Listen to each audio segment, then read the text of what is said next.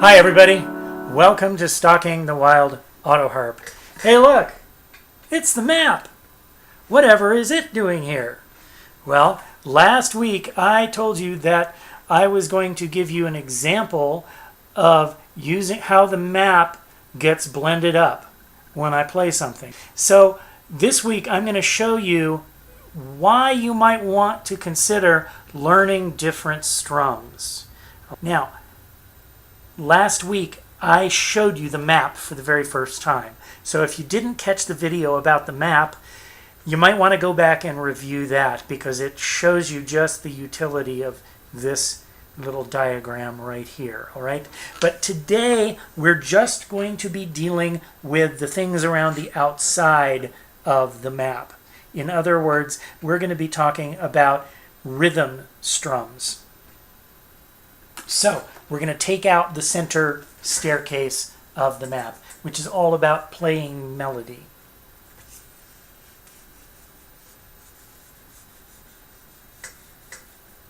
And we're just going to focus on the four corners, which are our four basic strums. And for this purpose today, I selected Westphalia Waltz. I was playing the melody as we came in, all right? But Westphalia, being a waltz, is in 3/4 time. So we're going to use 3/4 versions of all of these strums, and we're going to mix them and match them. And I'm just going to play through the waltz so that you can see how each of these individually and then blended amongst the others can help your playing to give it more texture.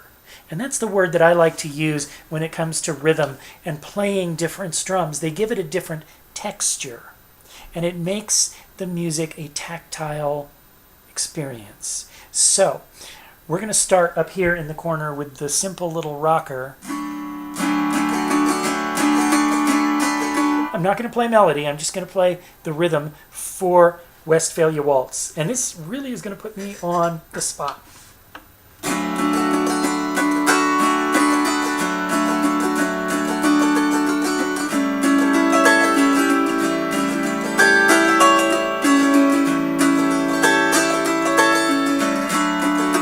Travis.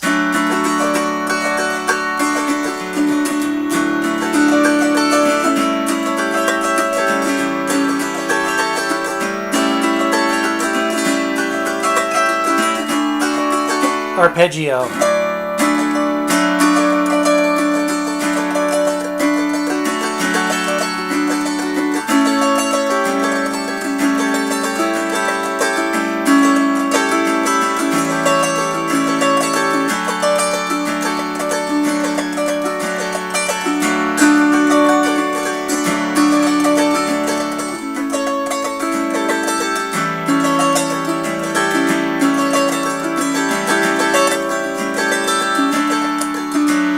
And scratch.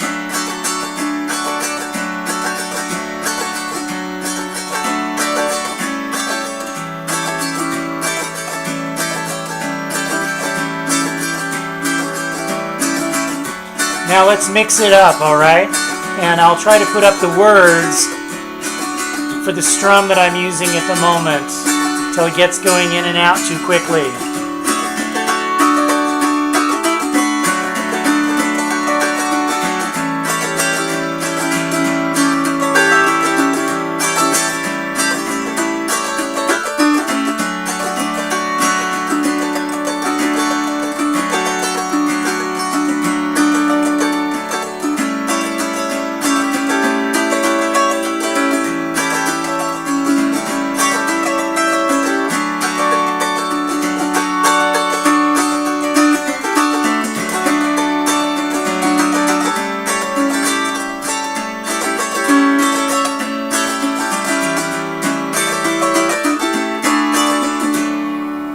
All right, so all of those were individual representations of the strums being used in a 3/4 time for a tune that I happen to know.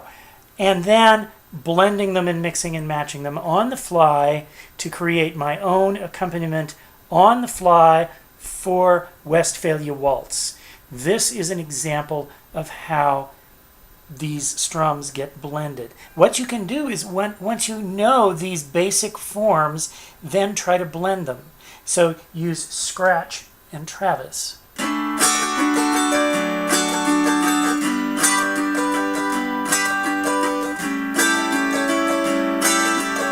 Or try hamburger and rocker.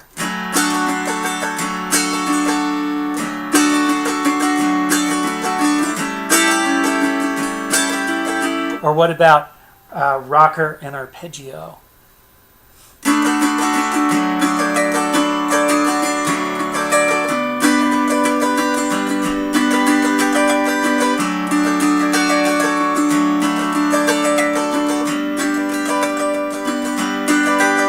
Or hamburger arpeggio.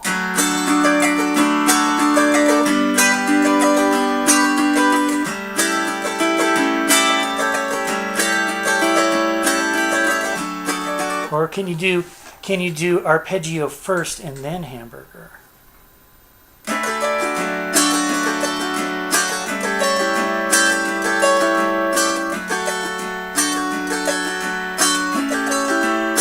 Now again, these are not things that you figure out in advance when you're doing a song. I mean, you can create a strum and then use it in a song, but more than likely what is going to happen is as you get versed in all of these, then they just kind of pour out, which is what I'm looking for in my teaching style, is this spontaneity of eruption of these different motions coming out in your playing.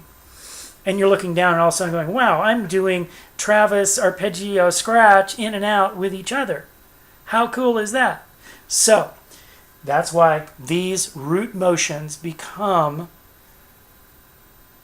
your foundation of your house for playing. The other day I was using, what was it? Travis with a rocker at the end. So I was going,